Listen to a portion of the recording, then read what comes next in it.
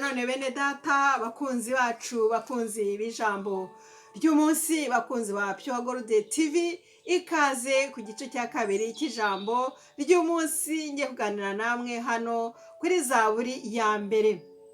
Nkuko nababwiye ko mu gice cya mbere nababwiye ko hari mwene data twafatanije uyu munsi tubyutse kare mu gitondo cya kare mu saa 9 za mu gitondo twabyutse turasenga dusoma n'ijambo ry'Imana. Ijambo ry'Imana ryadufashije uyu munsi nagira ngo ndibagezeho namwe ribafashe ni zaburi ya mbere ivuga ngo hahirwa umuntu udakurikiza imigambi y'ababi. Uwo muntu udakurikiza imigambi y'ababi arahiriwe. Kuki se ahiriwe? Nuko nyine atagendera mu kigare cy'ababi. Kuko iyo ugendera mu kigare cy'ababi ushobora kugira ingorane ugahura n'abantu babicanyi b'abanyazi b'abatekamutwe ukazagira ingorane. Ariko niba utagendera muri icyo kigare urahiriwe kuko hari byinshi wikinze, hari byinshi navuga ukwepye wari ugiye guhura nabyo. Urahiriwe cyane.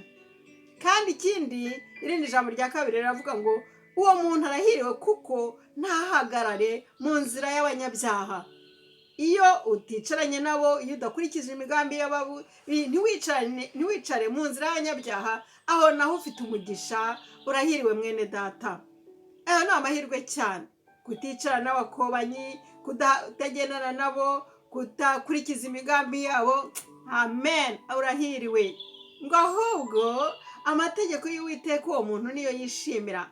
Iyo wishimira ijambo ry'Imana nk'iri nsoma, ukishimira amategeko y'Imana, yandi avuga ngo ntukice, ntukibe, ntugasambane, ntukaroge, ntukangane n'ibindi nk'ibyo, ayo kayishime ugahora uyibwira, urahiriwe. Ufite amahirwe, ufite umugisha w'Imana. Kandi bene uwo muntu ngo azahwana n'igiti cyatewe hafi y'umugezi. Umugezi ni Yesu Kristo, niwe tugereranya nk'umugezi uhora usuma. Iyo utewe hafi y'uwo mugezi, iyo utewe hafi ya Yesu, iyo uhora uri hafi y'Imana, bya bigeragezo biraza, bya rukokoma bikaza, ya tsunami ikaza, ya miyaga ikakunyeganyeza, ariko ntabwo ikumisha. Amen. Ahubwo uhora utoshye. Amen, amen. Uhora utoshye kuko utewe heye hafi y'umugezi. Uwo mugezi ni Yesu Kristo.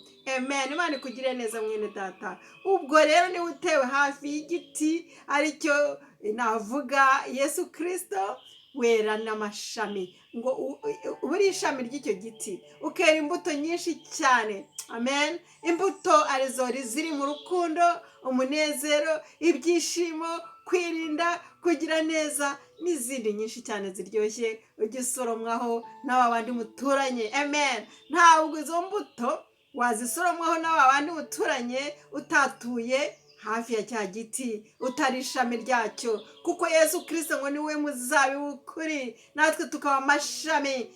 Amen, amen. Nuguma kuri cya giti, niba utewe hafi y'umugezi ariwe Yesu Kristo, uzera byanze bikunze imbuto nziza. Imana itugire neza cyane. Bene uwo muntu rero niwe Imana ikunda, niwe yishimira kuko ubutewe hafi ya Yesu Kristo. Ariko ngo babi bo ntabwo bamera gutyo, ahubwo babi ngo bahwana n'umurama utumurwa n'umuyaga. Mwene data twarimo dufatanya mu gitondo yambwiye ati umurama ni iki? Umurama ni igiki? Kuko niwe muto kuri jye, ntabwo namurenganya. Hariho abana batoya batazi umurama icyo ari cyo. Yewe hariho n'abakuru ushobora kubwira uti umurama ni iki ntakubwire. Ariko umurama iyo ugosora amasaka nk'amwe wenda mwagize ba nyogokuru bagosoye amasaka, wabonaga ko hari ibintu bitumuka bivamo. Yambwiye ati ndabyibutse. Ati nyogokuru koko yajyaga agosora amasaka tukabona umurama utumuka. Ati uwo murama w'utwo tuntu twitwa umurama, ati turanaryana.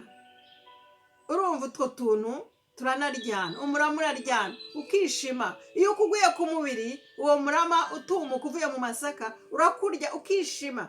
Ni ukuvuga ngo bene uwo muntu rero ameze nk'umurama utumuka. Imana itugirire neza bene data. Reka twe kumera nk'umurama utumuka, ahubwo dushingwe hafi ya cya giti, hafi y'umugezi. Haleluya. Tuba amashami ya Yesu Kristo. Imana itugirire neza. Niyo mpamvu rero ijambo ry'Imana hano rivuga ngo nicyo gituma babi bazatsindwa ku munsi w'amateka. ababi bazatsindwa kuko birengagiza guterwa hafi ya cya giti cy'umugezi, kuko birengagiza amategeko y'Imana, kuko birengagiza Yesu Kristo, kuko bari muri cya kigare. Niyo mpamvu abo babi bazamera nk'umurama utumurwa n'umuyaga, kandi bazatsindwa ngo no ku munsi w'amateka. Imana itugirire neza bene data, reka twe kumera gutyo. Ni ukuri, reka duhitemo. Hitamo. Hano ijambo ry'Imana tugira inama, riratwereka umuntu uhiriwe uwo ari we. Umuntu uhiriwe ni umuntu utagendera mu migambi y'ababi, uticarana n'abakobanyi, mbese udakurikiza n'imigambi yawe, utaba muri cya kigare navugaga.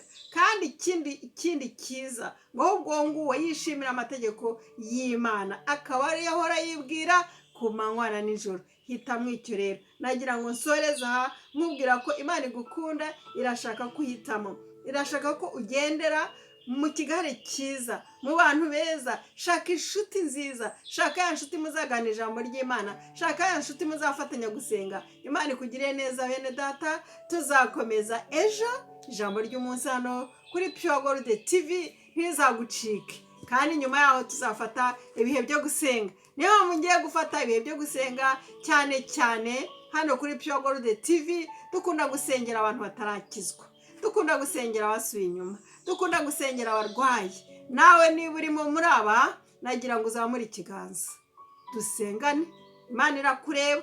Niba ushaka gukizwa, zamura ikiganza dusengane. Niba ufite uburwayi, zamura ikiganza dusengane. Niba waraguye ufite intege nke, zamura ikiganza dusengane. Nanjye njya mu ntege nke, Mwuka yavuganye nanjye anyemeza ko mfite intege nke. Ati senga, nzaguha byose, nzagufasha. Niba uri mu kwiganyira uvuga utese bizagenda gute mu minsi iri imbere, wireba umuntu runaka, senga, Imana izagufasha kandi izaguherekeza, izaguha amasaziro meza. Reka dusenge.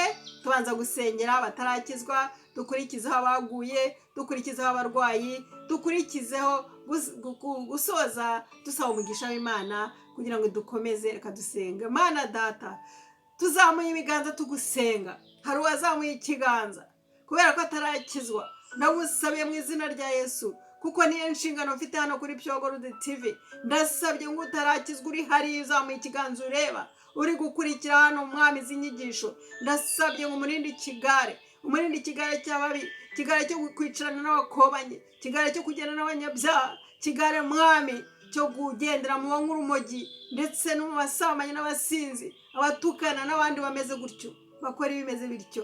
Ndasabye ngo umubabarire. Uramuzi uwo ari we, ndamusabe ngo umubabarire. Izina ry'uyu muntu wazamuye ikiganza uryandike mu gitabo cy'ubugingo. Ndasabye baguye, babandi baguye batabizi, babandi bagira intege batabizi, avugane nabo nkuko waravuganye nanjye. Uti numvise Yesu anyemeza ko mfite intege nke. Ndagushima ko wanyemeje ko mfite intege nke, nkabyuka nsenga, nkasubizwamo imbaraga, kandi ngasaba kugira ngo nkomeze kuri wowe, ne kurambirwa, ahubwo nkomeze ku musaraba. Ndasabye Mana gufashe buri wese ufite intege nke yemezwe nawe, kuko nanjye nemejwe nawe. Utugire neza twese Mana, udufashe. Abaguye, abakonje, abagize intege nke babyutse uyu munsi. Niba uri muri abo mwene data, ndi gusenga, uzamura ikiganza dufatanye. Ndagusabira kugira ngo Imana ibane nawe, Mwuka Wera avugane nawe. Urakoze Mana kubikoze, kandi kushubije nk'uyu mwene data uzamuye ikiganza imbaraga. Dusabye umugisha, sabe umugisha wakurikiye Pure Gold TV, sabe umugisha wayikunda, sabe umugisha wansabira, sabe umugisha wakunda ijambo ryawe kugira ngo rikomeze ribahumurize. Urakoze Mana, fasha bumvise iri jambo ryo gusenga kare, ngo bakabyuka bagasenga bakora twibature. Ndasabye ngo buri wese ufite iyi nyota umugire neza, umubashishe ajya asenga, ajya abyuka kare. Izina ryawe rihabwe icyubahiro. Urakoze kubyumvise, kandi ko udufashije, kandi kudukoreye ibirenze ibyo nsabye. Byose mbisabye mu izina rya Yesu Kristo umwami wacu, amena. Bene data, twari kumwe, nongeye kubashimira, mbasaba umugisha kugira Imana ibagirire neza. Ni ukuri, niba wumva ari wowe utarakizwa, menya ko Imana yagufashije kandi wakijijwe. Niba ari wowe wiyumvisemo nasengeraga waguye, menya ko Imana ikubyukije. Niba ari wowe wiyumvisemo intege nke, menya ko Yesu yakwemeje kandi ko agiye kuguha imbaraga. soreje hano mbasezeraho kandi mbashima ndetse mbibutsa gukora subscribe, share and like. Imana iguhe umugisha, tuzakomeza ubutaha. Gubwa neza, mbifurije mwese icyumweru cyiza. Twatangiye umunsi kuwa mbere itariki ya 18. Be blessed. Bye bye.